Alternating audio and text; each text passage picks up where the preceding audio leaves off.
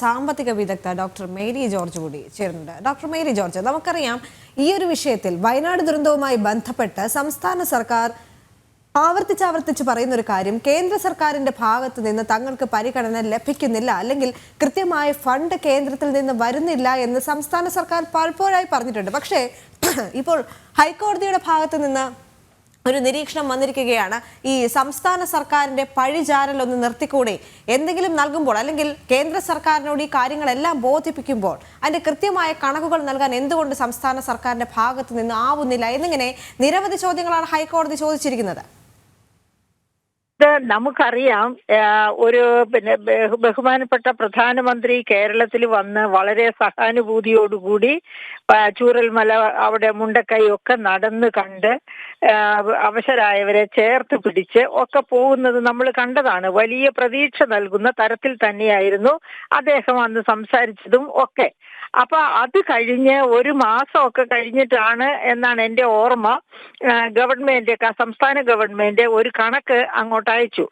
ആ അയച്ച കണക്കിനെ പറ്റി ഇവിടെ ഉള്ളവർക്കും, അതായത് പ്രതിപക്ഷത്തുള്ളവർക്കോ ഭരണപക്ഷത്തുള്ളവർക്കോ ആർക്കും തന്നെ തൃപ്തികരമല്ലാത്ത രീതിയിൽ എന്തൊക്കെയോ എഴുതി പിടിപ്പിച്ച ഒരു കണക്ക്, കൃത്യതയില്ലായിരുന്നു ആ കണക്കിന്. അത് ഞാൻ ഓർമ്മിക്കുന്നു, കാരണം ഞാൻ അതേപ്പറ്റി ഒരു വീഡിയോ തന്നെ ചെയ്തിട്ടുണ്ട്.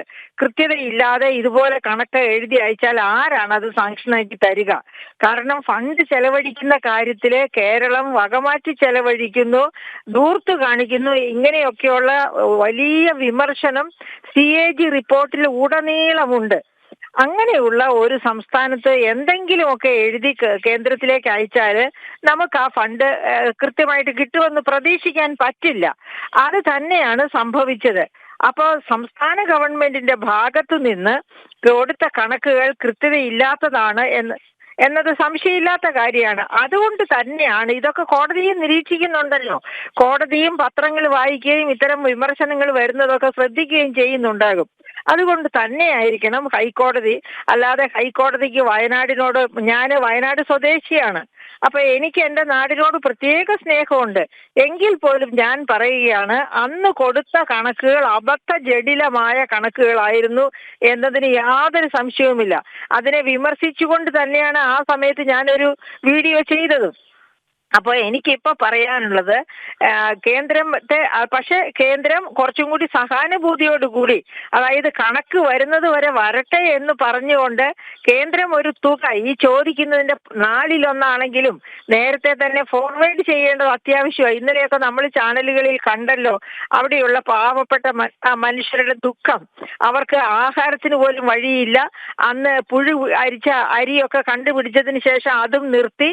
അങ്ങനെ അവർ വലിയ പരിതാപകരമായ അവസ്ഥയിലാണ് വയനാടുകാർ. അപ്പോൾ കോടതി പറയുന്നതും ഒന്നും നോക്കിയിരിക്കാതെ അന്ന് നമ്മുടെ പ്രധാനമന്ത്രി കണ്ടുപോയപ്പോൾ കാണിച്ച ആ സഹാനുഭൂതിയുടെ പേരിൽ കേന്ദ്രം കൃത്യമായി കണക്ക് സൂക്ഷിച്ചുകൊണ്ട് ഇന്ന ആവശ്യങ്ങൾക്ക്, സാധാരണ ഇത്തരം ദുരന്തങ്ങൾ ഉണ്ടാകുമ്പോൾ ഏതൊക്കെ ഹെഡിലാണ് എന്തിനൊക്കെയാണ് ഫണ്ട് വേണ്ടി വരുന്നത് നമുക്ക് മനസ്സിലാവുന്ന മറ്റൊരു കാര്യം കൂടി പറയാം. ഈ സംസ്ഥാന സർക്കാരിന്റെ മെമ്മറാണ്ടത്തിൽ വീഴ്ചയുണ്ടെന്ന് കഴിഞ്ഞ ദിവസം കേന്ദ്ര ആഭ്യന്തരമന്ത്രി അമിത്ഷാ പറഞ്ഞിരുന്നല്ലോ. അപ്പോൾ കൃത്യമായ കണക്കുകൾ സമർപ്പിക്കാതെ, ഇതിനെല്ലാം ഒരു വ്യവസ്ഥയുള്ള സ്ഥിതിക്ക് കൃത്യമായ കണക്കുകൾ അല്ലെങ്കിൽ മെമ്മറാണ്ടത്തിൽ വീഴ്ച വരുത്തിക്കൊണ്ട് ഇത്തരം കണക്കുകൾ സമർപ്പിക്കുമ്പോൾ കേന്ദ്രത്തിന്റെ ഭാഗത്ത് നിന്ന് കൃത്യമായ പരിശോധന കൂടാതെ ഫണ്ട് നൽകാൻ സാധിക്കില്ലല്ലോ.